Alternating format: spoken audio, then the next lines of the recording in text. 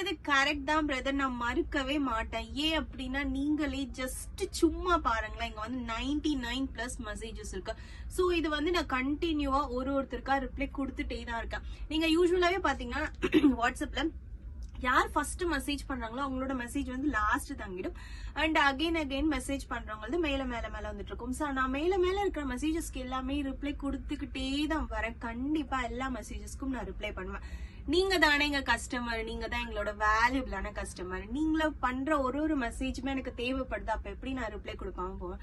இதுக்கு நான் கண்டிப்பா மன்னிப்பு கேட்டுக்கிறேன். ஏன் அப்படின்னா எனக்கு கொஞ்சம் டைம் தாங்க, நான் எல்லா மெசேஜஸ்க்கும் கண்டிப்பா ரிப்ளை கொடுத்துட்டே வரேன். என்னால கண்டினியூஸா ஒரு நாளைக்கு ஒரு 100+ ஆஃப் மெசேஜஸ்க்கு கண்டினியூஸா ரிப்ளை கொடுக்க முடியல. சோ நான் கொஞ்சம் கொஞ்சமா பார்த்து கொடுத்துக்கிட்டே வரேன்.